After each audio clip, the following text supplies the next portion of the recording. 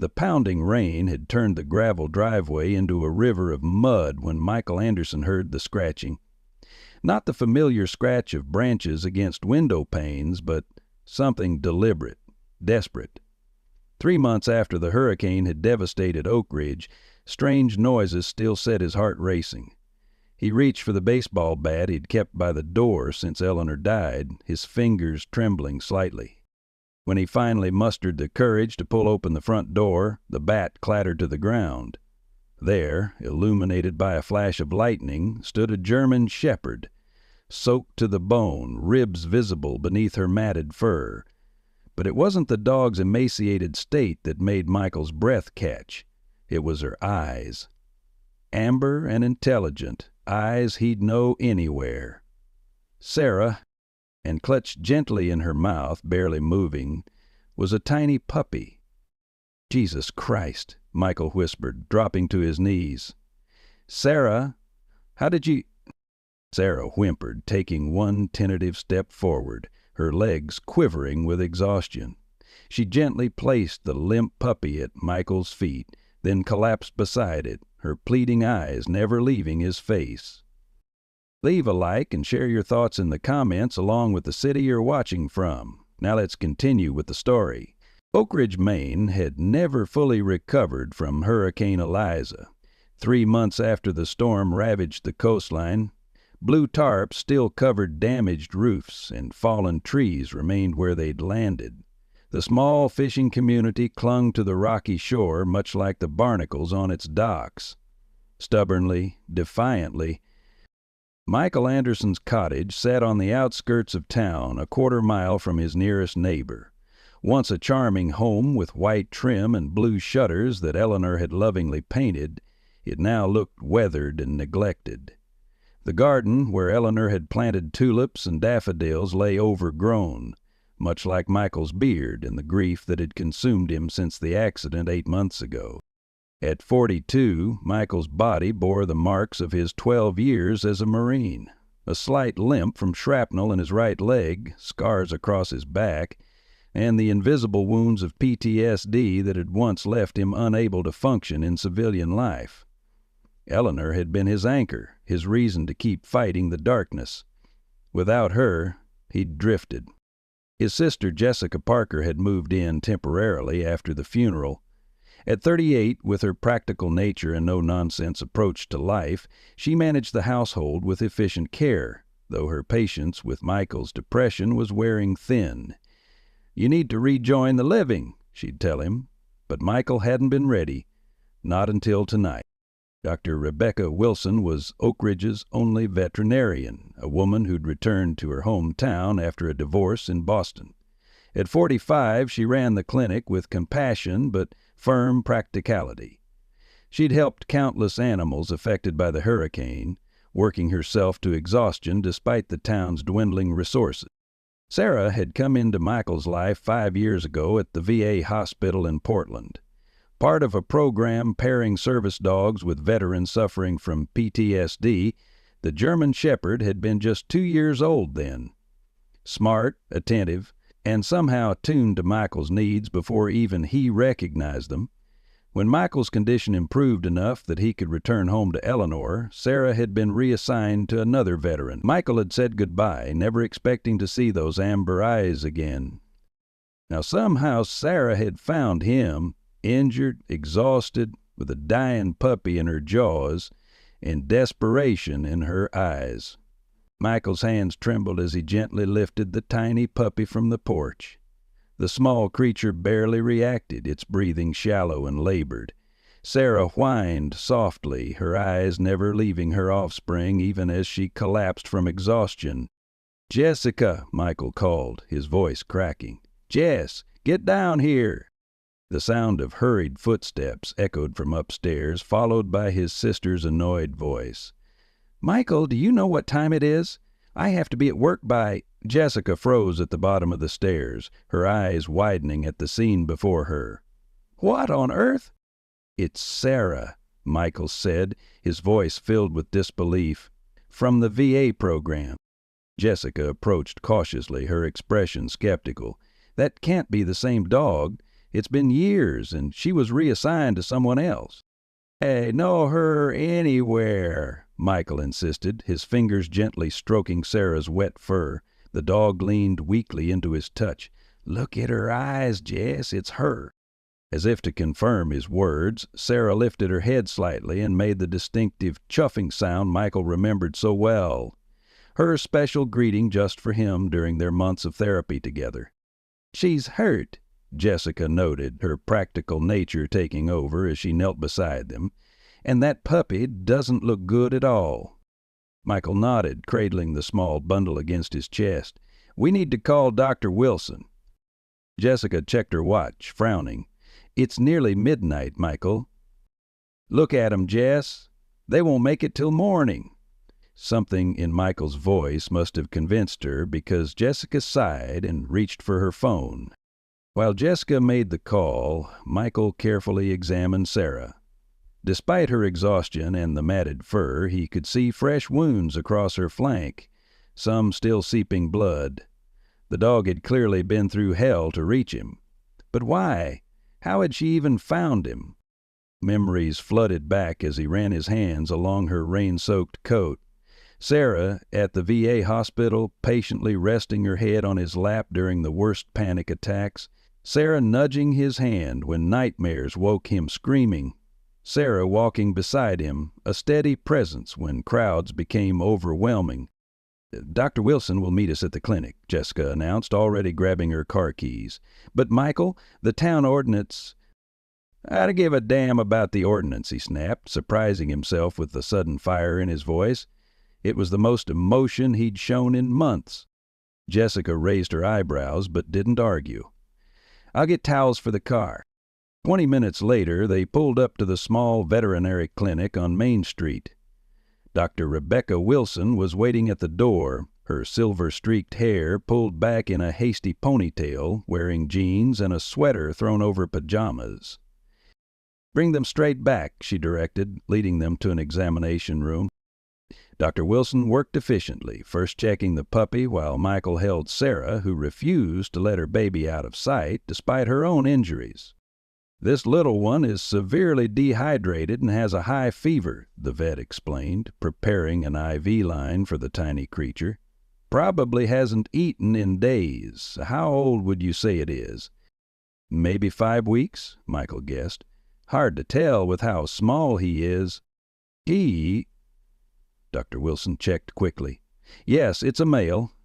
And you're right, severely underweight for his age." As the vet worked on stabilizing the puppy, Michael recounted his history with Sarah, explaining how the dog had been part of his PTSD therapy program years before. "And she just showed up at your door tonight?" Dr. Wilson asked, her tone skeptical.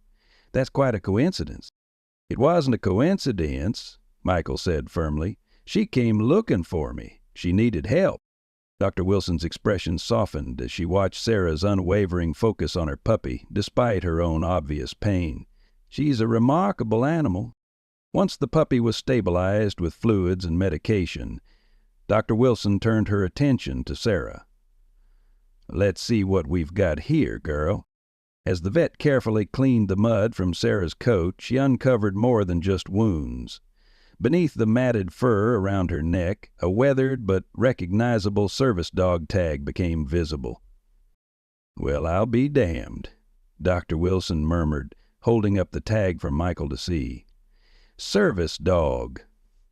A 237, VA program, Portland." Michael reached out with trembling fingers to touch the familiar metal tag. "That's her. That's my Sarah." Sarah's tail thumped weakly against the examination table in response to his voice. "She's been through a lot," Dr. Wilson said, continuing her examination. "These lacerations on her side aren't from branches or accidents. Michael, I think someone did this to her."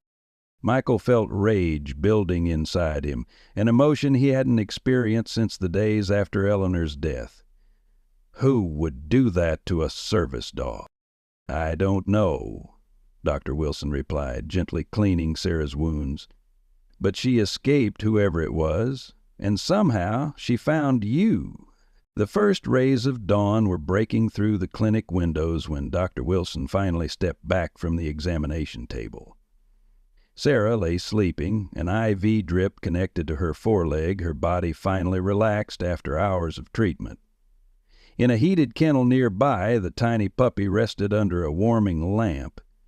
His condition stabilized but still precarious. "She's severely malnourished and dehydrated," Dr. Wilson explained, stripping off her latex gloves. "Those lacerations on her side required 20 stitches, and she's got an infection brewing. But she's strong, remarkably strong." Michael hadn't left Sarah's side all night, his hand resting gently on her head even as she slept. "And the puppy?" "Max," Dr. Wilson said, having noted the name Michael had whispered to the small bundle throughout the night. "He's fighting. The next 24 hours will be critical. He has a blood infection that's concerning, possibly from the poor conditions they've been living in." Jessica, who had stayed despite her early shift at the town's only pharmacy, placed a hand on her brother's shoulder. "Michael, we need to talk about what happens next." Before he could respond, the clinic's front door chimed, and Sheriff Tom Hayes stepped in, removing his hat as he entered the examination room. At 55, Hayes had the weathered face of someone who'd spent decades enforcing rules in a town too small for much serious crime. "Dr. Wilson," he nodded, then turned to Michael. "Got a call about lights on at the clinic all night. Everything okay here?" Michael tensed, instinctively moving closer to Sarah. The town's ordinances against harboring stray animals had become increasingly strict since the hurricane, when a pack of abandoned dogs had menaced several children. "Sheriff," Dr. Wilson stepped forward professionally, "I'm treating these 2 animals for medical emergencies." Hayes's eyes narrowed as he took in the scene. "That a German shepherd? Looks like it's seen better days." "She's not a stray," Michael said firmly, finding a strength in his voice he hadn't used in months. "She's a service dog from the VA program in Portland. She worked with me 5 years ago." The sheriff looked skeptical. "Got documentation for that claim?" Dr. Wilson held up the tag she'd cleaned. "Her service ID is intact, Tom, and I've already called the program this morning. They confirmed a German shepherd matching this description went missing during Hurricane Eliza 3 months ago. They're sending someone out later today." Hayes frowned, scratching his chin.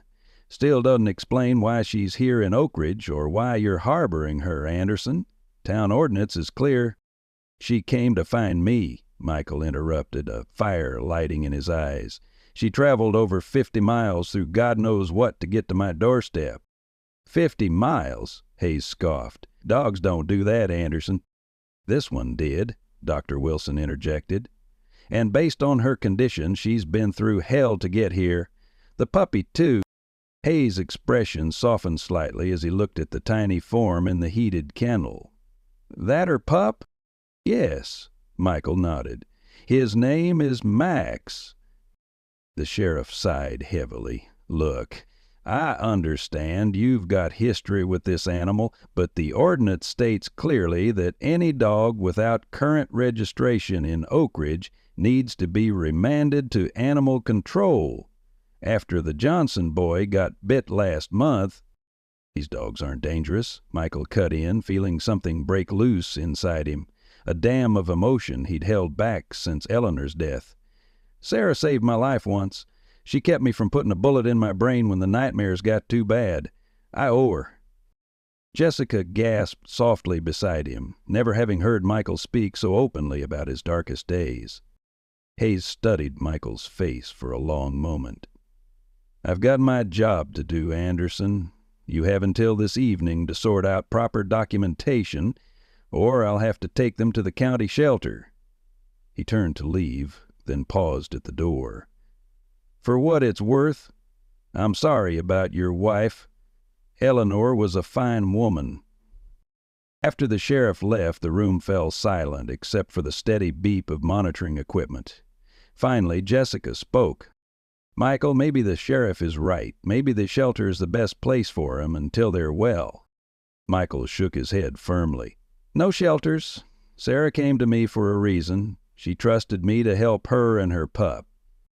But the regulations— I'll fight the damn regulations, Michael said, his voice steady and determined in a way Jessica hadn't heard since before Eleanor's accident. I need to make some calls. While Jessica stayed with the dogs, Michael stepped outside and dialed a number he hadn't used in years. After 3 rings, a gruff voice answered. Campbell here? Major, it's Michael Anderson. There was a pause. Anderson, been a long time.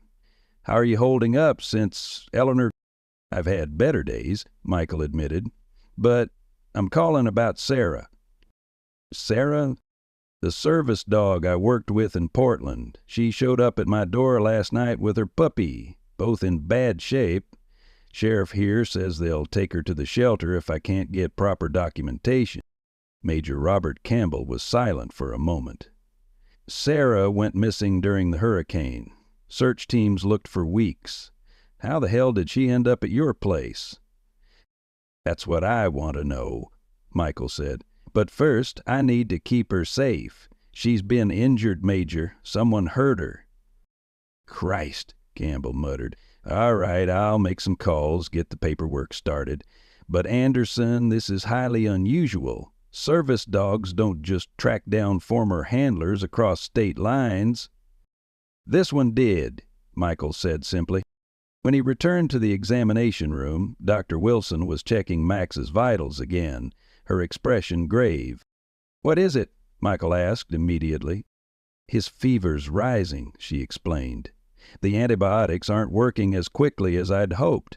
He needs a specialized treatment we don't have here in Oak Ridge. Where do we need to go? Portland Animal Medical Center. They have the equipment and specialists needed for this type of infection. Jessica stepped forward. That's 30 miles away.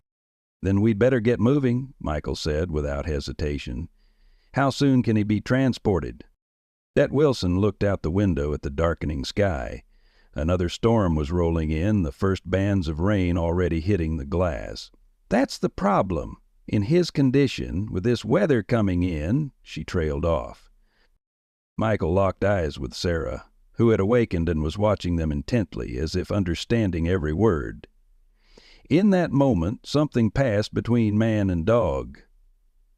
A promise. We'll find a way, he said, the determination in his voice surprising even himself. I won't let her lose her puppy, not after everything she did to bring him to me. The journey back to Michael's cottage was tense, with Sarah whimpering softly from the back seat of Jessica's SUV. Despite Dr. Wilson's recommendation that both animals stay at the clinic, Michael had insisted on bringing them home. They'll be more comfortable with us, he'd argued, and I can monitor them just as well. The real reason remained unspoken. He feared Sheriff Hayes would follow through on his threat to take them to the county shelter. Dr. Wilson had reluctantly agreed, providing antibiotics for both animals and detailed instructions for their care. Max needs these medications every 4 hours, exactly on schedule, she'd emphasized, handing over a paper bag of supplies, and Sarah's stitches need cleaning twice daily. Call me immediately if either of them shows signs of worsening. Now, as Jessica carefully navigated the rain-slicked roads, Michael sat in the back, one hand resting protectively on the travel kennel containing Max, the other gently stroking Sarah's head. The German shepherd's eyes remained fixed on her puppy, her concern palpable despite her own exhaustion. The guest room downstairs, Michael said as they pulled into the driveway. We'll set them up there. Jessica frowned. That's Eleanor's sewing room. Not anymore, Michael replied, his tone leaving no room for argument.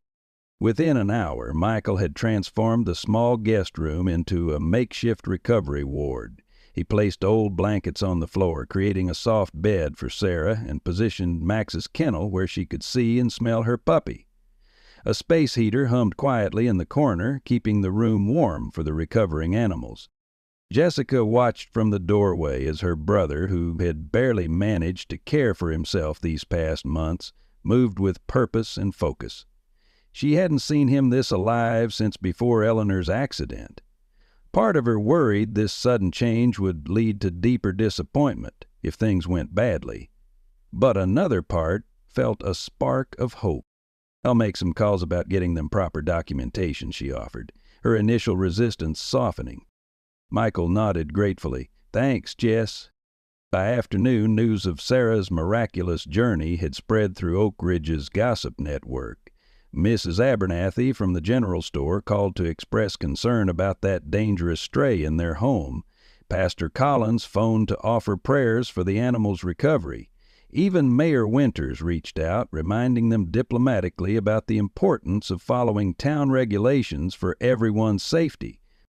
Sitting beside Sarah's makeshift bed, gently coaxing her to eat some soft food, Michael found himself growing increasingly frustrated with each call. "It's like they think she's some wild animal," he muttered after hanging up on the mayor. "She's trained, she's gentle, she's hurt for God's sake. People are still jumpy after those strays attacked the Johnson boy," Jessica reminded him. "You can't blame them for being cautious." Michael was about to respond when the doorbell rang. Jessica went to answer it, returning moments later with Dr. Wilson in tow. "Thought I'd check in on my patients," the vet explained, setting her medical bag on the floor. "Any changes?" "Sarah ate a little," Michael reported. "Max took his medication, but he still seems pretty weak."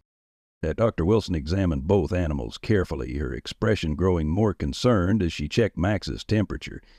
"His fever's still rising despite the antibiotics. I'm worried about sepsis." "What does that mean?" Michael asked, his stomach knotting with fear. "It means the infection is spreading through his bloodstream. He needs more aggressive treatment. The kind they can provide in Portland." "Then we'll go to Portland," Michael said firmly. Dr. Wilson glanced out the window at the steadily worsening weather. "There's a major storm system moving in. The roads to Portland might not be passable in a few hours." "Then we leave now," Michael insisted. "Michael, be reasonable," Jessica interjected. "You can't travel in this weather with 2 sick animals." "I can and I will," he replied, already reaching for his coat. "Sarah didn't give up on getting here. I'm not giving up on her son." Dr. Wilson placed a gentle hand on his arm. "Wait. Before you do anything rash, let me make some calls. I have colleagues at the Animal Medical Center. Maybe they can advise us on stabilizing Max until the storm passes." While the vet stepped into the hallway to make her calls, Jessica pulled Michael aside. "You're getting too attached," she warned in a hushed voice. What if the puppy doesn't make it? Have you thought about that?" Michael's jaw tightened. "Of course I've thought about it. But I'm not giving up without a fight. That's what Eleanor would have done." It was the first time he'd invoked his late wife's name without his voice breaking. Jessica studied her brother's face, seeing something there she hadn't seen in 8 months. Purpose. "Okay," she conceded. "But we do this smart, not reckless," Dr. Wilson returned, her expression slightly more hopeful. "I've spoken with Dr. Patel at the medical center. He thinks we might be able to stabilize Max here if we can get the right medications. He's preparing an emergency kit, but someone will need to meet his assistant halfway." "I'll go," Jessica volunteered, surprising both Michael and herself. "My SUV handles better in bad weather than your truck." As Jessica prepared to leave, the phone rang again. This time it was Major Campbell. "Anderson, I've got news," the gruff voice announced. "Sarah was indeed assigned to a veteran in Portsmouth after her time with you, guy named Garrett Fleming. He and his family evacuated during Hurricane Eliza, but had to leave Sarah behind when their car couldn't fit everyone." "They abandoned her?" Michael's voice rose in disbelief. "Not willingly," Campbell clarified. "Fleming said they tried to come back for her, but roads were blocked. By the time they could return, Sarah was gone. They searched for weeks." "And the puppy, Max?" "That's where it gets interesting. Fleming didn't know Sarah was pregnant when they evacuated. Must have been very early in the pregnancy." Michael looked at Sarah, who gazed back with those intelligent amber eyes. "So she had her puppy while she was alone during or after the hurricane?" "Looks that way," Campbell confirmed. Fleming's eager to get her back, by the way. Says his kids have been devastated since she disappeared." Michael felt a cold weight settle in his stomach. Of course, Sarah belonged to someone else. He'd known that. But the thought of sending her back to a family that had left her behind during a disaster— "Let me call you back," he said abruptly, ending the call. Outside, the storm intensified, wind howling around the cottage's eaves and rain lashing against the windows. Jessica had left 20 minutes earlier, promising to drive carefully. Michael sat beside Sarah, gently stroking her head as she kept vigil over her puppy. "You came all this way," he murmured. "You remembered me after all this time." Sarah's tail thumped weakly against the blankets. Despite her exhaustion and pain, she seemed at peace now that she was here, now that Michael was caring for her baby. Dr. Wilson's phone beeped with a text message. "Jessica's met the assistant and is on her way back," she reported. "Should be about 40 minutes, weather permitting." Michael nodded, his thoughts still dwelling on Major Campbell's call. "Doc, do you think it's right to send Sarah back to her other family? The ones who left her during the hurricane?" Dr. Wilson considered the question carefully. "I don't know the circumstances of their evacuation. Sometimes in disasters people have to make impossible choices." "But she came to me," Michael pressed. "Out of all the places she could have gone for help, she remembered me and made her way here. Doesn't that count for something?" Before the vet could answer, Max let out a small whimper from his kennel. Sarah immediately raised her head, alert despite her weakened state. Dr. Wilson moved quickly to check on the puppy. "His breathing's more labored," she observed, concern evident in her voice. "We need those medications Jessica's bringing." The storm continued to intensify as they waited.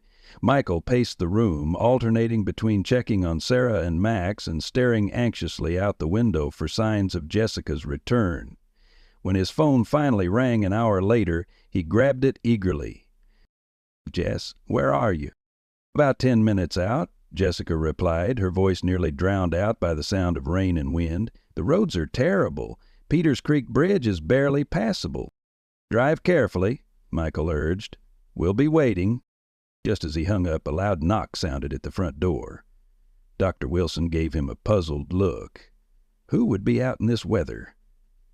Michael opened the door to find Sheriff Hayes standing on the porch, rain dripping from his hat. "Sheriff," Michael acknowledged warily, "what brings you out in this storm?" Hayes stepped inside, removing his wet hat. "Got some concerns from townspeople about your situation here, Anderson. Mayor asked me to check in." "My situation is that I'm caring for 2 sick animals," Michael replied, his voice hardening, "as is my right." Hayes glanced toward the guest room where Sarah lay watching them. "Town ordinance—" "To hell with the town ordinance," Michael interrupted, surprising himself with his vehemence. "That dog traveled 50 miles to find me. She remembered me after 5 years. She trusted me to help her baby. I'm not abandoning her because some people in town are scared of shadows." The sheriff studied Michael's face for a long moment. "You've changed, Anderson. First time I've seen you stand up for anything since Eleanor passed." The observation caught Michael off guard. "I guess I have," he admitted. Hayes sighed heavily. "Look, I'm not here to take your dogs, not tonight anyway, but you need to understand the position I'm in. 3 months ago, a pack of strays cornered the Johnson boy in his own backyard. Kid's still having nightmares." "Sarah isn't a stray," Michael insisted. "She's a trained service dog, and she's hurt." Their conversation was interrupted by Dr. Wilson calling urgently from the guest room. "Michael, Max is seizing." Michael rushed back to find the tiny puppy convulsing in his kennel, his small body rigid. Dr. Wilson was already preparing an injection. "It's the fever," she explained tightly. "We need to bring it down now." Sheriff Hayes stood in the doorway, witnessing the scene with a solemn expression. Sarah was whimpering anxiously, trying to stand despite her weakness, her eyes fixed on her suffering puppy. "Jesus," Hayes muttered, "poor little thing." Dr. Wilson administered the injection, and gradually Mac's seizures subsided. "This is temporary," she warned. "Without the proper medications—" As if on cue, the front door burst open, and Jessica rushed in, soaking wet but triumphant, a small cooler clutched in her hands. "I've got it!" The next hour passed in tense activity as Dr. Wilson prepared and administered the specialized medications Dr. Patel had sent. Max was moved to a warming pad, his tiny body connected to a portable monitoring system the vet had brought from her clinic. Sarah refused to leave his side, her eyes constantly moving between her puppy and Michael, as if making sure both were still there. Throughout it all, Sheriff Hayes remained, quietly observing. When things finally settled, he approached Michael in the kitchen where he was making coffee for everyone. "That dog really did travel all that way to find you," Hayes said, not quite a question. Michael nodded. "She remembered me after all this time." "Not just remembered," Hayes mused. "Trusted. That's something." He paused, then added, "My wife and I had a retriever when we were first married. Dog saved my son from drowning in the creek one spring. Animals know things we don't sometimes." Michael sensed the shift in the sheriff's attitude. "So what happens now?" Hayes sipped the coffee Michael handed him. "Officially, you still need proper documentation. But I reckon that can wait until the storm passes and everyone's stable." He glanced toward the guest room. "Meantime, I'll have a word with the mayor about making an exception to the ordinance for service animals." "Thank you," Michael said sincerely. As the night wore on, Dr. Wilson monitored Max's condition, reporting small but steady improvements. The specialized antibiotics seemed to be working, though the puppy remained critically ill. Jessica eventually fell asleep on the couch, exhausted from her dangerous drive. Sheriff Hayes had left after extracting a promise from Michael to visit Town Hall the next day to begin proper paperwork. Around 3 in the morning, Michael sat on the floor beside Sarah's bed, his back against the wall, fighting to keep his eyes open. The German shepherd watched him with those intelligent amber eyes, then slowly, painfully, shifted her position until her head rested in his lap. "You remembered me," Michael whispered, gently stroking her ears. "After all this time, you remembered." Sarah's tail thumped once against the blankets. "Eleanor would have loved seeing you again," he continued softly. "She always said you were the one who brought me back to her, that I was only half there until you taught me how to be present again." Tears welled in his eyes, but for the first time since Eleanor's death, they weren't only tears of grief. There was gratitude there, too, and wonder at the mysterious bond that had brought Sarah back into his life when they both needed each other most. As dawn approached, Dr. Wilson checked Max's temperature again. "Down 2 degrees, she announced with cautious optimism. "He's responding to the treatment." Michael smiled, feeling a fragile hope take root. Outside, the storm was beginning to abate, the first hints of sunrise visible through breaks in the clouds. Something had shifted during the night, not just in Max's condition, but in Michael himself.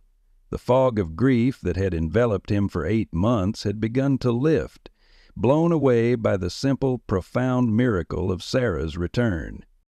"We're going to be okay," he whispered to Sarah, who looked up at him with complete trust. "All of us." 3 days passed with Max's condition fluctuating between hopeful improvement and worrying setbacks. Michael barely left the guest room, sleeping on a cot beside Sarah's bed, waking every few hours to administer medication or simply check that both animals were still breathing. Dr. Wilson visited twice daily, her face betraying growing concern despite her professional demeanor. "His white blood cell count is still elevated," she explained on the morning of the 4th day, studying the results of the portable blood analyzer she'd brought from her clinic. "The infection isn't responding as well as I'd hoped to the antibiotics." Michael ran a hand through his unwashed hair, exhaustion evident in the dark circles beneath his eyes. "What are our options?" "Portland Animal Medical Center," she replied, the answer unchanged from days earlier. They have isolation facilities and specialists in canine infections. The roads are passable now that the storm is cleared. Jessica, who had taken emergency leave from the pharmacy to help care for the animals, leaned against the doorframe. I can drive them. No, Michael shook his head firmly. I need to go with them. The determination in his voice surprised no one. Over the past days, the household had fallen into a rhythm centered entirely around Sarah and Max's care. Jessica managed the practical aspects, groceries, answering calls, coordinating with Sheriff Hayes about the town's requirements. Dr. Wilson provided medical expertise, and Michael had found purpose again in the simple acts of care, coaxing Sarah to eat, administering Max's medications, monitoring temperatures and symptoms. Word of Sarah's remarkable journey had spread throughout Oak Ridge, dividing the small community. Some, like Mrs. Abernathy from the general store, remained firmly opposed to harboring strays and cited the risk to public safety. Others, moved by the story of a mother's desperate journey to save her puppy, brought food to the cottage or called with offers of help. Mayor Winters had reluctantly granted a temporary exemption to the town ordinance after Sheriff Hayes advocated on Michael's behalf, but made it clear the situation needed a permanent resolution soon. Meanwhile, Major Campbell had been making inquiries about Sarah's legal status, complicated by the Flemings' claim that she remained their dog despite her months-long absence. As Michael prepared for the trip to Portland, gathering the supplies Dr. Wilson had listed, Sarah became increasingly restless. The normally calm German shepherd paced between her puppy and the door, whining softly. "She knows something's happening," Jessica observed. Michael knelt beside Sarah, gently taking her face in his hands. "We're getting Max the help he needs," he told her, his voice steady and reassuring. "I'll be with him the whole time. I promise." Sarah's amber eyes held his gaze, and Michael had the uncanny feeling she understood exactly what he was saying. She gave a soft chuff, the sound he remembered from their therapy days when she was acknowledging a command, and returned to her vigil beside Max's kennel. Dr. Wilson arrived to help stabilize Max for transport, bringing a specialized carrier with oxygen support. "The trip should take about an hour if traffic is light," she explained. "Dr. Patel will meet you in the emergency receiving area. He's one of the best veterinary infectious disease specialists in New England." As they carefully transferred Max to the transport carrier, a car pulled into the driveway, an unfamiliar SUV with New Hampshire plates. Michael glanced out the window, frowning. "Expecting anyone?" he asked Jessica, who shook her head. A moment later there was a knock at the door. Jessica went to answer it while Michael and Dr. Wilson continued preparing Max. When Jessica returned, her expression was troubled. "Michael," she said carefully, "it's the Flemings. Sarah's other family." Michael felt as though the floor had dropped out from under him. He'd known this moment might come, but had pushed it from his mind, focusing entirely on the animal's recovery. Now reality had arrived at his doorstep in the form of the family who legally owned Sarah. Robert Fleming was a stocky man in his late 30s with a military bearing similar to Michael's own, another veteran who'd benefited from Sarah's extraordinary abilities. His wife, Andrea, was petite with kind eyes reddened from crying. Behind them stood two children, a boy of about 10 and a girl who looked around 7. "Mr. Anderson," Fleming began, his voice steady but emotionally charged, "Major Campbell told us what happened. We've come for Sarah." The little girl peered around her father's leg. "Where's Sadie?" she asked, using what must have been their name for the dog. Michael swallowed hard, acutely aware of Sarah watching from the guest room doorway, her posture alert but not aggressive. "She's recovering from some serious injuries," he explained, keeping his tone neutral despite the turmoil inside him. "And her puppy is critically ill. We're just preparing to transport him to Portland for emergency care." Andrea Fleming's eyes widened. "Puppy? We didn't know she was pregnant when—" Her voice faltered. "When you left her behind during the hurricane," Michael finished, unable to keep a hint of judgment from his tone. Robert Fleming's jaw tightened. We had no choice. The evacuation order came suddenly, and the emergency transport would only take humans. We tried to go back for her as soon as roads reopened, but she was gone. We searched for weeks. Dr. Wilson stepped forward. I hate to interrupt, but Max needs to get to Portland as soon as possible. His condition is deteriorating. The tension in the room shifted as everyone's focus returned to the immediate crisis. Sarah had moved to stand beside Michael, her body pressed against his leg, in a gesture that felt distinctly protective, though whether she was protecting him or her puppy remained unclear. "We'll come with you to Portland," Robert Fleming offered. "We can sort out everything else afterward." Michael wanted to refuse, to insist that he alone should accompany Sarah and Max, but he recognized the reasonableness of Fleming's suggestion. These people were Sarah's legal family, regardless of how Michael felt about their actions during the hurricane. "Fine," he agreed tersely, "but Sarah rides with me." The caravan to Portland, Michael's truck carrying him, Sarah, and Max in his specialized carrier, Dr. Wilson in her clinic van with medical equipment, and the Flemings in their SUV, departed within the hour. Jessica stayed behind to coordinate with Sheriff Hayes and update Major Campbell. As they drove through the storm-damaged countryside, Michael glanced periodically at Sarah, who sat alertly in the passenger seat, her eyes fixed on the carrier in the back where her puppy lay. The normal joy dogs usually exhibited during car rides was notably absent.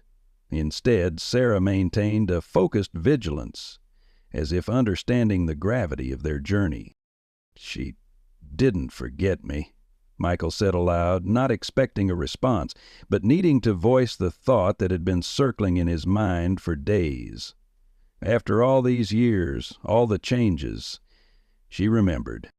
Sarah's ears twitched at the sound of his voice, but her attention remained on her puppy. They were about halfway to Portland when Max's breathing became more labored, a change immediately detected by Sarah, who whined anxiously.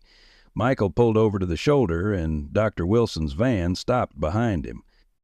"Something's wrong," Michael explained, as the veterinarian hurried to his truck. Dr. Wilson quickly examined the puppy, her expression grim. "His oxygen levels are dropping. We need to move faster." The Flemings had pulled over as well, watching with concern as Dr. Wilson adjusted the oxygen flow to Max's carrier and administered an emergency injection. "Is he going to make it?" Andrea Fleming asked softly. "I don't know," Dr. Wilson admitted, "but we need to get moving. Every minute counts now."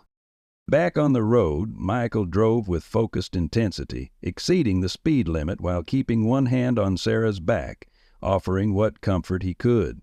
The German Shepherd had begun trembling slightly, her instincts clearly telling her something humans could only measure with instruments. Her puppy was fighting for his life.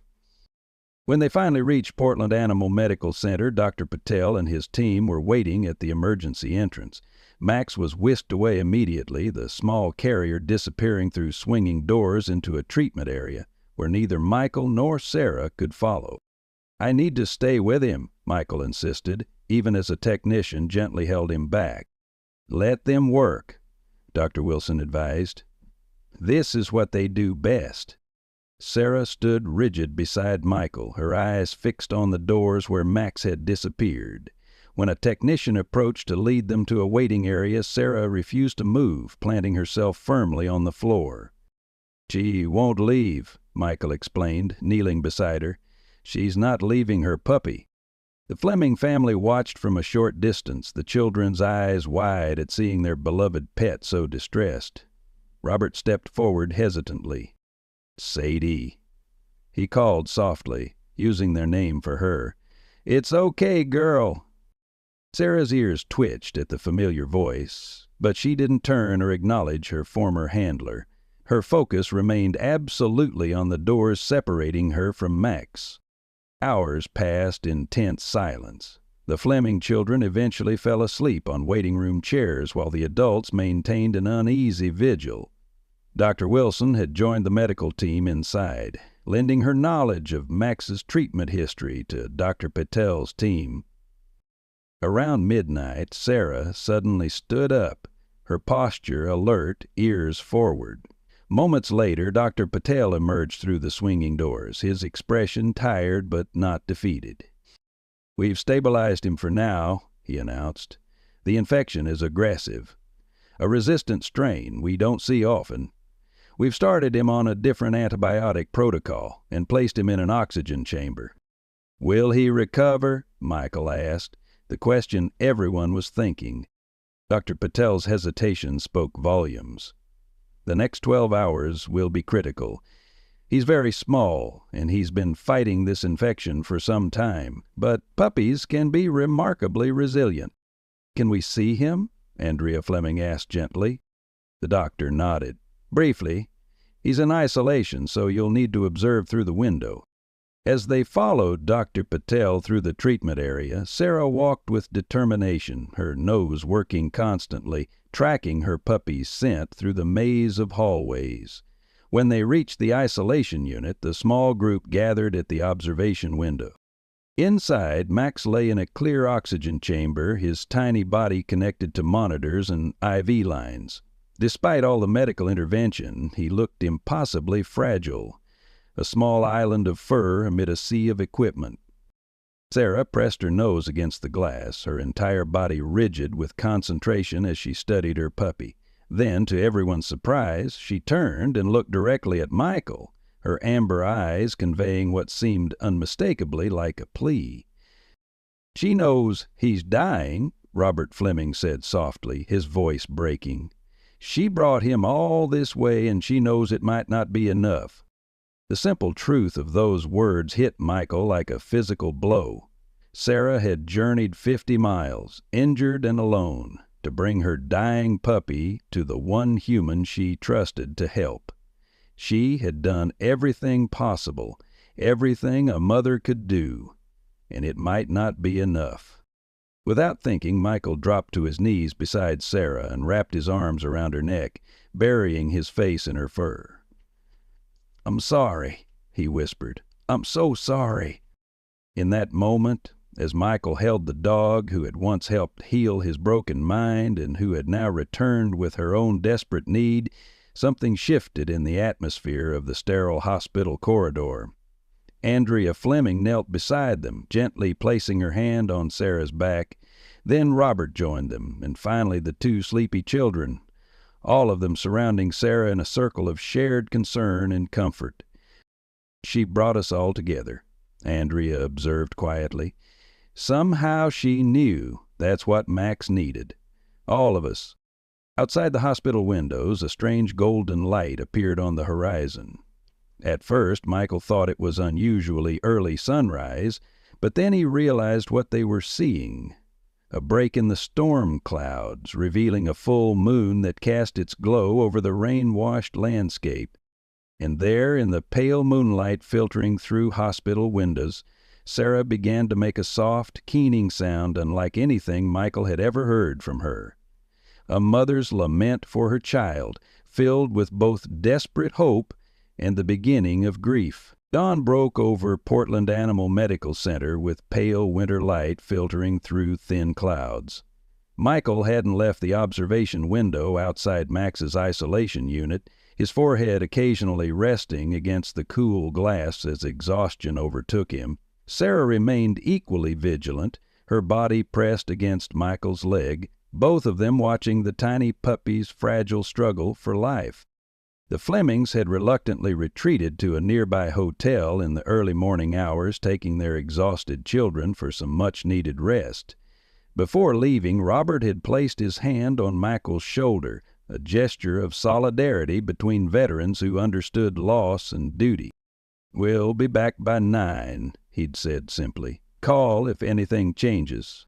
Wilson had also departed to grab a few hours of sleep at her cousin's apartment in the city, leaving Michael alone with Sarah and the rotating staff of the emergency veterinary hospital. Dr. Patel checked on Max hourly, his expression revealing little as he adjusted medications and reviewed monitoring equipment. Around 7 in the morning, a young technician brought Michael a cup of coffee and a paper bag containing a breakfast sandwich. "Doctor's orders," she explained with a gentle smile. "Dr. Patel says you can't help anyone if you collapse from hunger." Michael accepted the food gratefully, though he had no appetite. As he sipped the bitter coffee, he studied Max through the window. The puppy hadn't moved position in hours, his tiny chest rising and falling with mechanical regularity thanks to the oxygen support. "He's so small," Michael murmured to Sarah, who looked up at him with weary eyes. "But he's fighting, just like his mother." Sarah's tail gave a single thump against the floor, the most energy she had shown in hours. Michael noticed for the first time how much weight she had lost, not just from her recent ordeal, but from the months of surviving alone, giving birth and protecting her puppy. Her once glossy coat was dull, and gray hairs speckled her muzzle that hadn't been there 5 years ago. "You've been through so much," he whispered, stroking her head, "and you're still taking care of everyone else." At 8:30, Dr. Patel emerged from the isolation unit, his face grave as he approached Michael. "Mr. Anderson, I think we should talk." Michael's heart sank. "His worse." The veterinarian nodded solemnly. "The infection has spread despite our best efforts. His organs are beginning to fail. I'm afraid we're running out of options." "There must be something else you can try," Michael insisted, his voice cracking. "Some experimental treatment or—" "We've done everything medically possible," Dr. Patel interrupted gently. "At this point, we need to consider what's kindest for Max." The words hung in the air, their meaning unmistakable. Euthanasia. The end of suffering. The acknowledgement of defeat. "No," Michael shook his head firmly. "Not yet. Sarah didn't bring him all this way just to give up. She believed I could help him." Dr. Patel sighed, his compassionate eyes showing he'd had this conversation many times before. "Mr. Anderson, I understand how you feel, but sometimes the kindest help we can offer is release from suffering." Before Michael could respond, the elevator doors opened, and the Fleming family emerged. The children had clearly been crying, their faces puffy and red. Andrea carried a small stuffed dog toy, something they had apparently purchased for Max. Robert approached Michael, reading the situation immediately from the doctor's expression and Michael's posture. "Bad news?" he asked quietly. Michael nodded, unable to speak as the reality of the situation crashed over him. He had failed. Failed Sarah, failed Max, failed to honor the trust this remarkable dog had placed in him when she journeyed so far to find him. Dr. Patel explained the situation to the Flemings using gentle terms but making the prognosis clear. As he spoke, Sarah suddenly stood up, her ears alert. She began pacing anxiously between Michael and the isolation room window, whining softly. "What is it, girl?" Michael asked, grateful for the momentary distraction from the doctor's grim words. Sarah pressed her nose against the glass, then looked back at Michael, her behavior increasingly agitated. Inside the isolation unit, one of the monitors began beeping more rapidly. Dr. Patel turned quickly. "His heart rate is elevating," he observed, moving toward the door. "I need to check him." As the veterinarian entered the isolation room, Sarah's whining increased. She scratched at the door, then turned to Michael with a desperation in her eyes he couldn't ignore. "She wants to be with him," Michael realized aloud. "Dr. Patel," he called through the intercom, "Sarah needs to be with Max." The doctor looked up from his examination, shaking his head. "I'm sorry, but that's impossible. This is a sterile environment, and in his condition—" "Please," Michael interrupted, "she's his mother. If these are his final moments, she deserves to be with him." The Fleming children were crying openly now, and even Andrea wiped tears from her eyes. Robert stepped forward to support Michael's request. "Doctor, I've worked with service dogs for years. Their instincts are extraordinary. If Sarah is this desperate to reach her puppy—" Dr. Patel hesitated, clearly torn between medical protocol and the emotional scene unfolding before him. Finally, he nodded. "She'll need to be cleaned and wear a sterile covering, but yes, I'll allow it.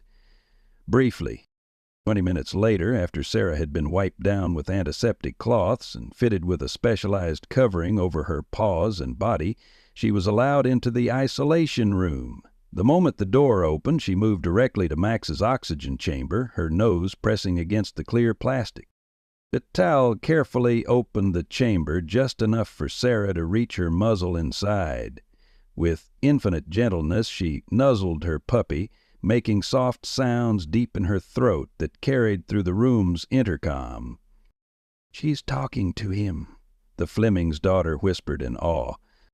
Through the window, Michael watched as Max, who had been nearly motionless for hours, responded to his mother's touch. The puppy's small paw twitched, and his head turned slightly toward Sarah's scent. Dr. Patel monitored the situation closely, ready to intervene if Max showed any signs of distress, but something unexpected was happening. Instead of declining, Max's vitals seemed to stabilize slightly in his mother's presence. "I've seen animals rally briefly before the end," the veterinarian cautioned, noticing Michael's hopeful expression. "It's called a terminal lucidity. It doesn't change the underlying condition." But Sarah seemed determined to prove him wrong.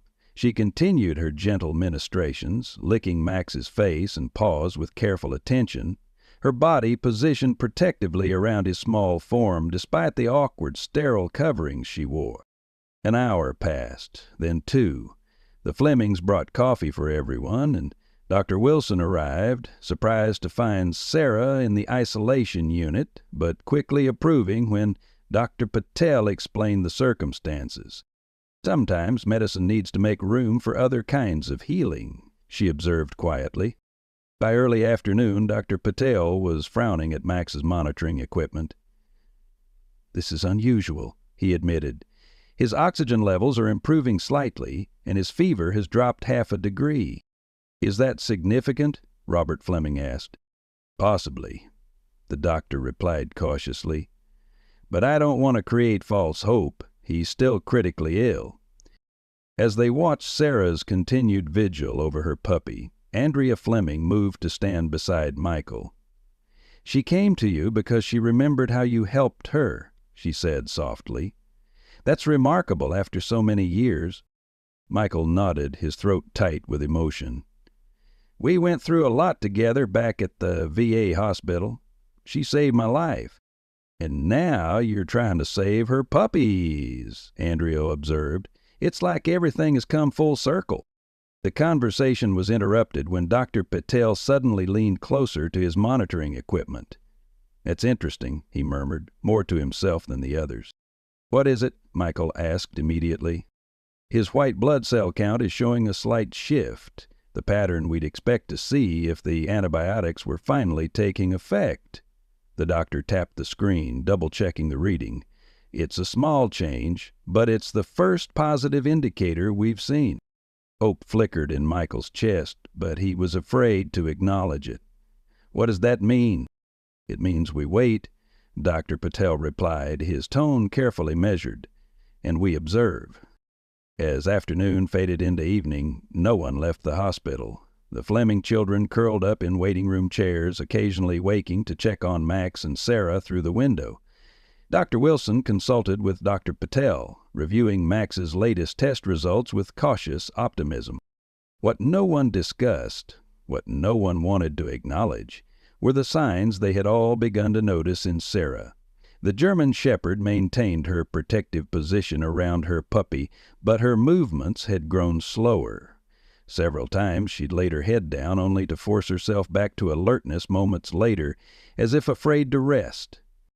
"She's exhausted herself," Dr. Wilson whispered to Michael around 9 that evening. "She's poured everything she has into protecting Max, getting him to you, and now keeping watch over him." Michael nodded grimly, the truth dawning on him with growing horror. Sarah was sacrificing herself for her puppy. Every ounce of strength she had left was being channeled into Max's survival, leaving nothing for her own recovery. As if confirming his fears, Sarah suddenly slumped against the side of Max's chamber, her legs giving way beneath her. Inside the isolation room, alarms began to sound, not for Max, but new monitors that Dr. Wilson had quietly attached to Sarah hours earlier. "Her blood pressure is dropping," Dr. Patel announced, rushing into the room with the medical team. "Get her out of there and into treatment room 1, now!" As they carried Sarah's limp form from the isolation unit, Michael felt his world collapsing. The dog who had once pulled him from the depths of his PTSD, who had remembered him after all these years and trusted him with her most precious possession, was slipping away before his eyes. "Please," he whispered, not sure who he was addressing, God, the universe, fate itself, "please, don't take her too." The fluorescent lights of Portland Animal Medical Center cast harsh shadows across the waiting area where Michael sat with his head in his hands. 6 hours had passed since Sarah's collapse, and the night had stretched into an endless series of medical updates, coffee refills, and silent prayers. The Flemings remained nearby, Robert occasionally pacing the hallway, while Andrea kept their exhausted children comfortable on makeshift beds of waiting room chairs. Dr. Patel and Dr. Wilson worked tirelessly, moving between 2 treatment rooms, one containing Max, still fighting his infection, and the other holding Sarah, whose condition had deteriorated alarmingly. Blood tests revealed what Dr. Wilson had suspected but hadn't voiced. Sarah was battling her own infection, one she'd been hiding behind the instinctive stoicism of a mother determined to protect her young. "She's septic," Dr. Wilson had explained in hushed tones around midnight. "The wounds on her side were deeper than we initially thought. She must have been in tremendous pain this entire time, but she never showed it." "Why didn't we catch this sooner?" Michael had demanded, anger masking his fear. "Because she didn't want us to," Dr. Wilson replied simply. "Working with service dogs, you know how they can mask symptoms when they're focused on their job. For Sarah, her job was saving Max. Nothing else mattered, not even her own survival." Now, as the first hints of dawn lightened the windows, Michael found himself in the surreal position of potentially losing both animals who had, in the span of a week, become the center of his world. The bitter irony wasn't lost on him. After months of emptiness following Eleanor's death, he had finally found purpose again, only to face another devastating loss. Robert Fleming approached, offering a fresh cup of coffee. "Any updates?" Michael shook his head wearily. "Nothing in the last hour." Robert sat beside him, the 2 men united in their concern despite the unresolved question of Sarah's future. "You know," Robert said after a moment, "when we evacuated during Eliza, the National Guard gave us 15 minutes to pack. 15 minutes to decide what mattered from a lifetime of possessions." Michael listened silently, too exhausted for resentment. "We got the kids out, some photos, essential documents," Robert continued. "When we tried to bring Sarah, the guardsman said no animals in the transport. Andrea begged. I nearly got into a fistfight with the guy." He rubbed his face, the memory clearly painful. "In the end, we left her in the laundry room with 3 days of food and water. We thought we'd be back the next day." "But you weren't," Michael said quietly. "Roads were washed out for a week. By the time we could return, half the neighborhood was gone. Our house was still standing, but Sarah had somehow gotten out. We searched everywhere, posted flyers, called every shelter within 100 miles. Robert's voice broke slightly. "The kids were devastated. We all were." The simple sincerity in the man's voice eroded some of Michael's judgment. They had been faced with an impossible choice, one that many families had confronted during Hurricane Eliza's chaos. Before Michael could respond, Dr. Patel appeared in the doorway, his scrubs wrinkled and his expression grave. Michael and Robert both stood immediately. "How are they?" Michael asked, dreading the answer. Dr. Patel gestured for them to follow him to a quieter area. "Max is stabilized," he began, offering the one piece of good news first. "His latest blood work shows the infection is finally responding to treatment. He's still critical, but for the first time, I'm cautiously optimistic." Relief flooded through Michael, but it was quickly tempered by the doctor's next words. "Sarah's condition is more complicated. The infection has caused significant organ stress, particularly to her kidneys. We're providing supportive care, but—" He hesitated, choosing his words carefully. "Given her age and the extent of her injuries, recovery will be challenging." "What are you saying?" Robert asked bluntly. "I'm saying we need to prepare for difficult decisions," Dr. Patel replied gently. "Right now she's fighting, but she's extremely weak." The news hit Michael like a physical blow. After everything Sarah had endured, her journey to find him, her desperate efforts to save Max, the thought that she might not survive seemed unthinkably cruel.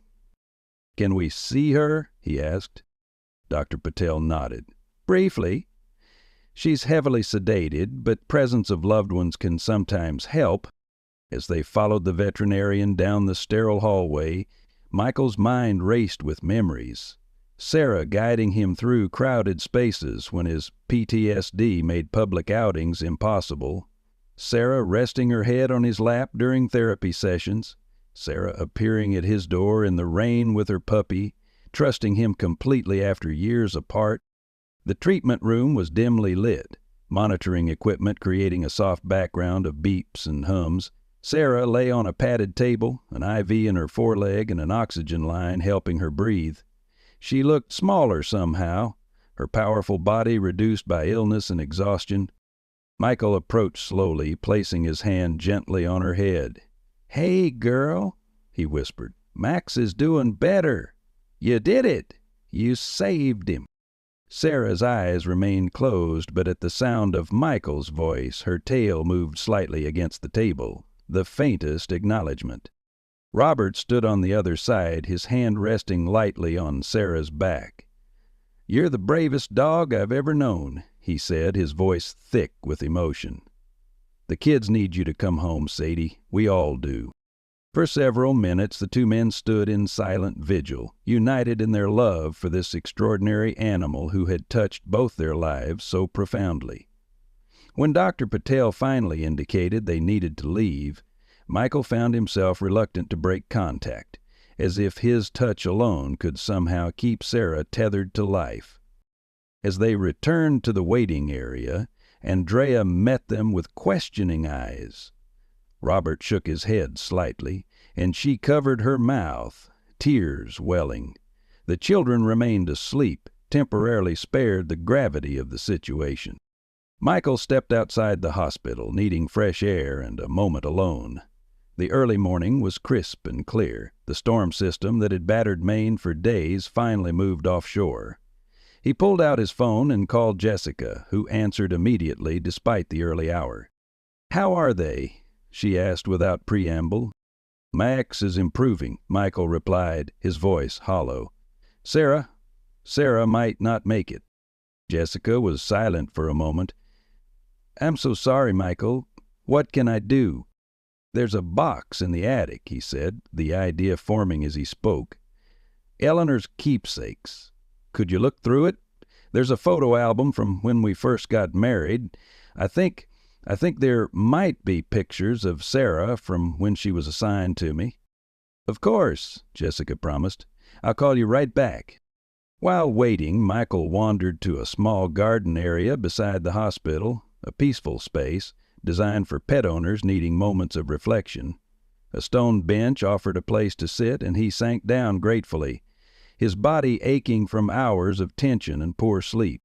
His phone rang 20 minutes later. "I found it," Jessica said. "There are several photos of you with Sarah at the VA hospital, and, Michael, there's something else. A letter from Eleanor's lawyer that came after the funeral.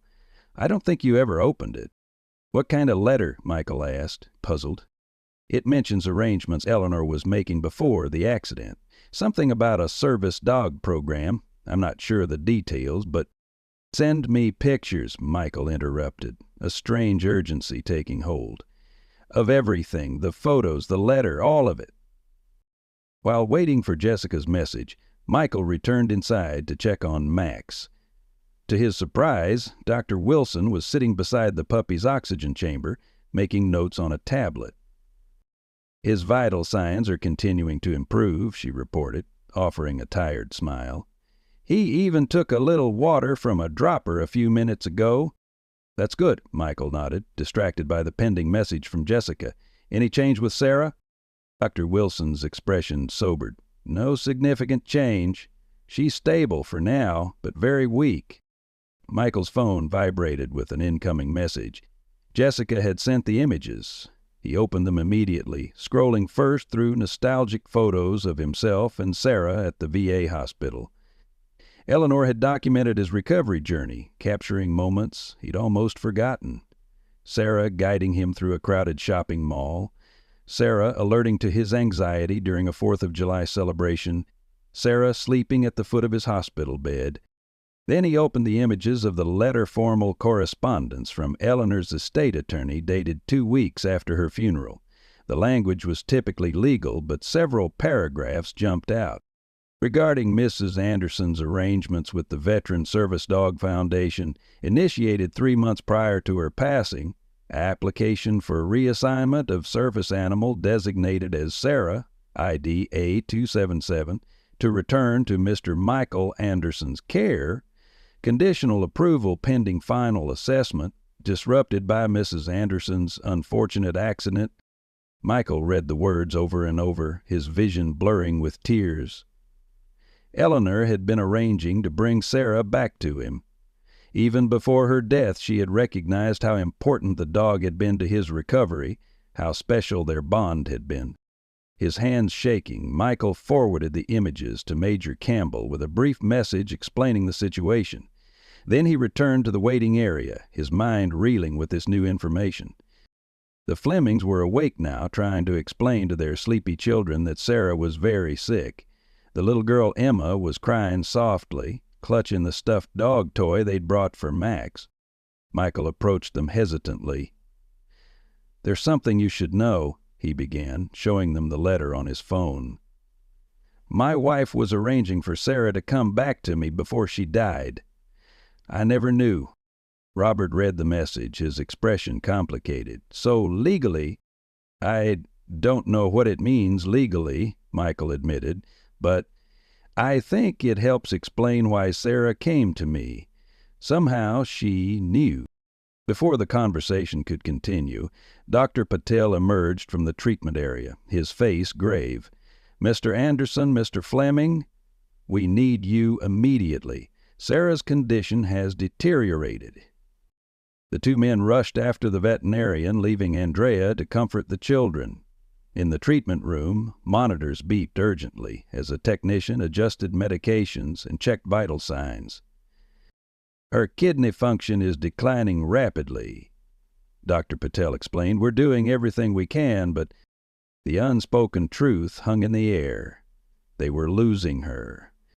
Michael moved to Sarah's side, taking her paw in his hand. "Don't you dare give up," he whispered fiercely. "Max needs you. I need you." Robert stood beside him, his own grief evident. "What can we do, Doctor?" "We continue supportive care," Dr. Patel replied. "But at this point it's up to Sarah."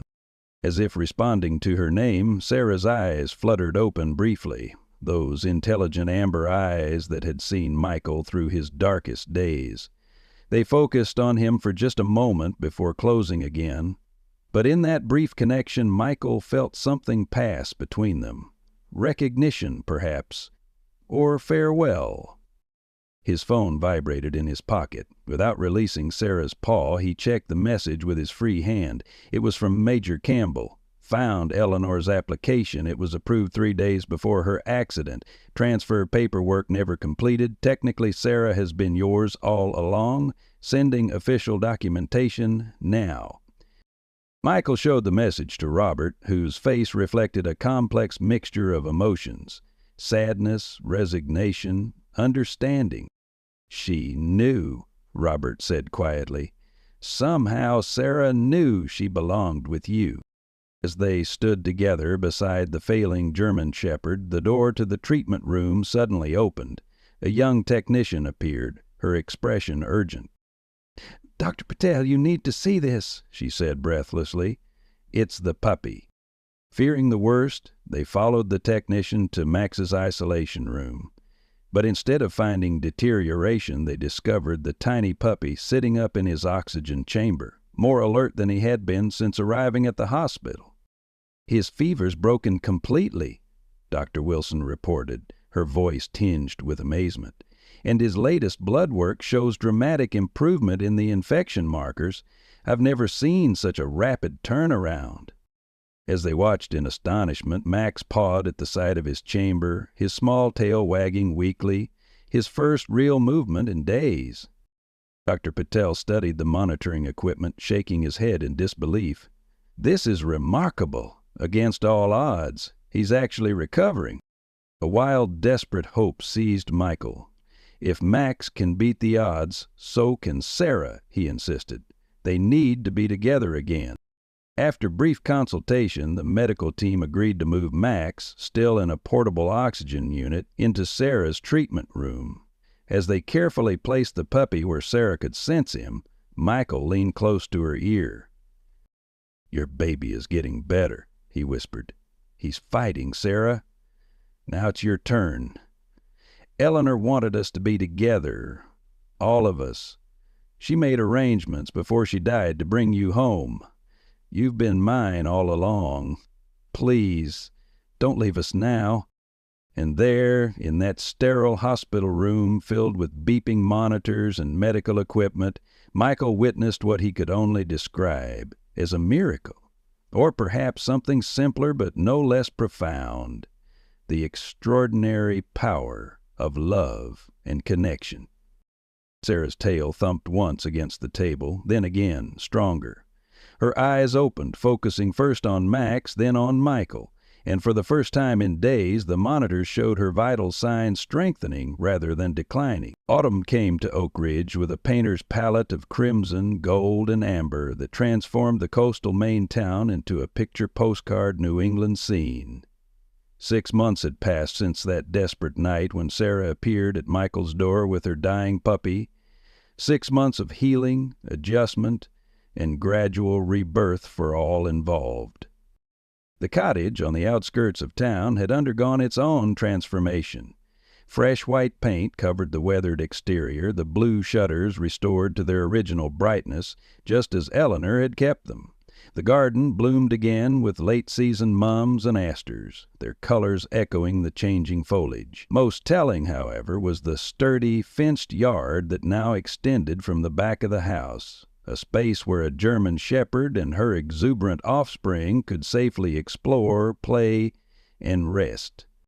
On the wide front porch, where Sarah had once collapsed in exhaustion, new comfortable chairs created a space for morning coffee and evening reflection. It was here that Michael sat now, watching the October sunset paint the sky in hues that reminded him of Sarah's intelligent eyes. The same eyes that now gazed up at him adoringly from where she lay at his feet, her body finally restored to health, her coat once again glossy and full. The recovery had been long and precarious. After that turning point in the Portland Animal Medical Center when Sarah rallied at the presence of her improving puppy, there had been weeks of careful monitoring, medication, and supervised rehabilitation. Dr. Wilson had made daily house calls during the first month, gradually decreasing her visits as both animals gained strength. Max had recovered with the resilience of youth, soon bouncing back to normal puppy behavior, while Sarah's healing had been slower but steady. "Look at him go," Jessica remarked, joining Michael on the porch with 2 steaming mugs of cider. She nodded toward Max, now a healthy 7-month-old German shepherd with oversized paws and boundless energy, racing figure-8s around the yard. Michael accepted the mug gratefully. "Hard to believe he was ever that sick." "Hard to believe any of this," Jessica replied, settling into the chair beside him. The months had softened her practical efficiency with a new appreciation for life's unexpected miracles. She had postponed her planned return to Boston indefinitely, finding unexpected purpose in helping coordinate Oak Ridge's new disaster preparedness program, a community initiative that had grown directly from Sarah's story. The legal questions of Sarah's ownership had resolved themselves with surprising grace.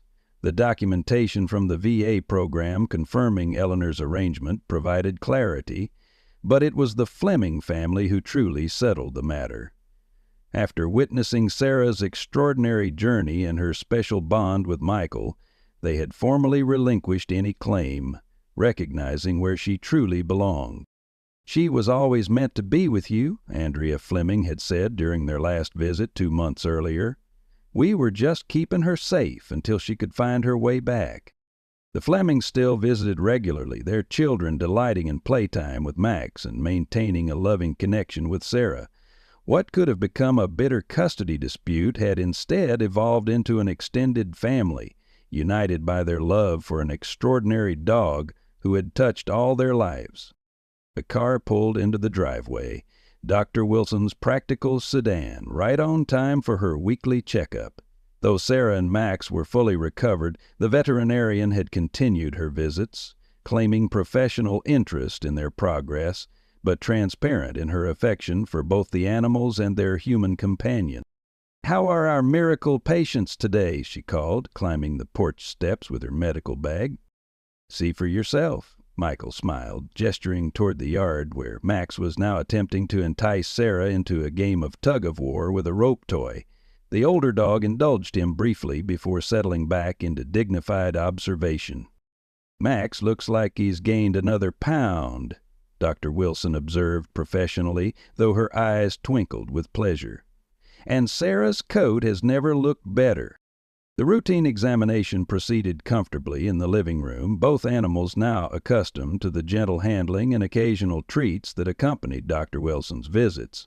When she finished, the veterinarian joined Michael and Jessica on the porch, accepting the offer of cider. "They're both in excellent health," she confirmed, watching Mac's continued antics in the yard. "You'd never know what they've been through." "Thanks to you," Michael acknowledged. "We wouldn't have made it without your help." Dr. Wilson shook her head, modest as always. "I just provided medical care. The real healing happened because of the connection between you and Sarah and her determination to save her puppy." The mention of Sarah's remarkable journey had become a natural part of conversation in Oak Ridge. Her story had spread throughout the community and beyond, eventually reaching regional news outlets and even a national magazine that had featured a story on animal intelligence and bonding. Sheriff Hayes, once determined to enforce the strict town ordinance, had become one of Sarah's most vocal admirers, often stopping by to check on "our local hero," as he called her. "The town council meeting is tonight," Jessica reminded Michael as Dr. Wilson prepared to leave. "Are you sure you're ready?" Michael nodded, a quiet confidence in his expression that had been absent during his months of grief. "More than ready." After Dr. Wilson's departure, Michael went inside to change for the meeting. In the bedroom that had once felt haunted by Eleanor's absence, he now moved with comfortable purpose. On the dresser sat 2 framed photographs, one of Eleanor on their wedding day, her smile radiant and full of promise, the other a recent image of Michael, Sarah, and Max, taken by Jessica during a beach outing. Rather than painful reminders of loss, the photos now felt like chapters in the same continuing story, different but connected, each valuable in its own way. As he buttoned a clean shirt, Michael caught sight of something through the window. Sarah sitting perfectly still in the yard, her gaze fixed on a stand of trees at the property's edge. He knew that posture. She was remembering, perhaps, the journey that had brought her here? Or maybe she was simply being Sarah, eternally vigilant and aware. The town council meeting was held in Oak Ridge's historic meeting house, a white-steepled building that had survived countless nor'easters, including Hurricane Eliza's fury. The main hall was filled nearly to capacity when Michael arrived, familiar faces nodding greeting as he took a seat near the front.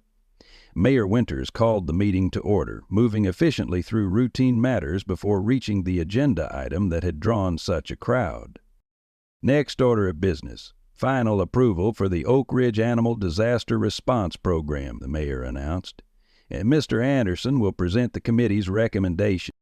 Michael moved to the podium, notes in hand but barely needed. This project had consumed much of his energy over the past months, channeling his renewed purpose into something that might help prevent other animals from experiencing what Sarah had endured. 6 months ago, he began, his voice steady, a remarkable dog traveled over 50 miles to find someone she remembered and trusted. She came not for herself, but to save her puppy. Her journey exposed serious gaps in our emergency management procedures, gaps this program aims to address. For the next 15 minutes, Michael outlined the proposed system: emergency shelters equipped to accept pets alongside their families, identification and tracking protocols for service animals, volunteer networks trained to rescue and reunite lost pets after disasters, education programs to help owners prepare emergency plans for their animals. Hurricane Eliza taught us hard lessons, he concluded. But Sarah's journey showed us something more important: the extraordinary bonds between animals and humans, and our responsibility to protect those bonds even in the worst circumstances. The vote was unanimous, with funding approved and implementation set to begin immediately. As people crowded around afterward to congratulate him, Michael felt a quiet satisfaction, unlike anything he'd experienced since returning from military service. This wasn't just about helping animals. It was about honoring Sarah's courage and Eleanor's compassion, the two forces that had ultimately saved him from his own darkness. Later that evening, Michael sat on the porch steps, the day's accomplishments settling comfortably around him like the cool autumn air. Sarah lay beside him, her head resting on his knee, while Max sprawled nearby, exhausted from his day of exuberant play. "We did good today, girl," Michael murmured, stroking Sarah's ears. "Because of you, a lot of other animals won't have to go through what you did." The German shepherd gazed up at him with those knowing amber eyes that had seen him through his darkest days, twice now. First during his PTSD recovery, and again during the suffocating grief after Eleanor's death. Somehow, against impossible odds, she had found her way back to him when they both needed each other most. As darkness settled over the Maine coastline, Michael looked up at the stars emerging in the clear autumn sky.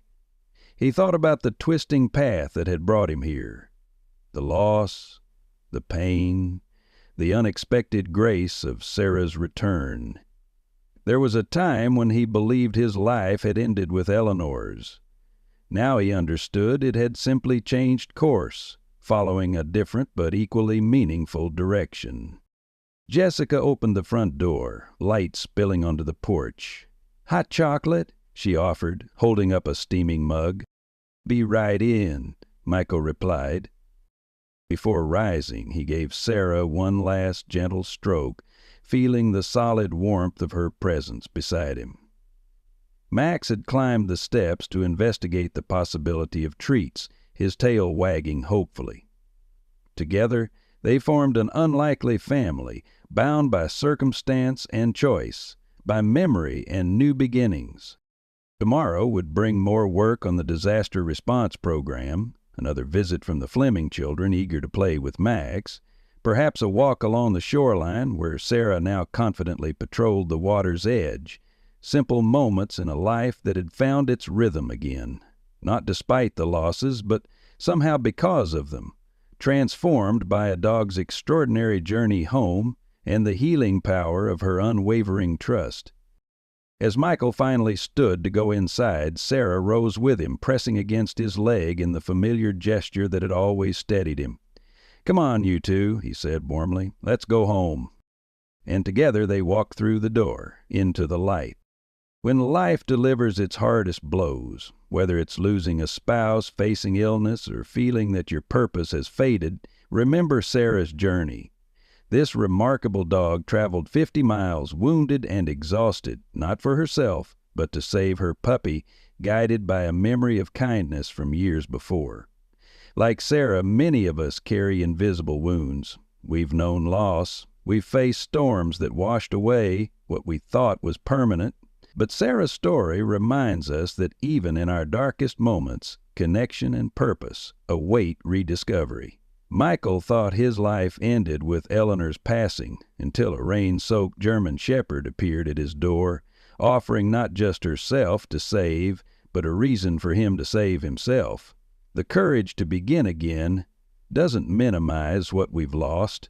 It honors it. Your lifetime of experiences, relationships, and even heartaches has prepared you for this moment, to recognize when someone or something is making the long journey back to you, carrying possibilities you thought were gone forever. The most beautiful chapters of your story may still be unwritten, waiting, like Sarah was, for you to simply open the door. I hope you enjoyed today's story. Subscribe to the channel so you don't miss more stories like this. Leave a like and comment below what you thought of the story. See you in the next video.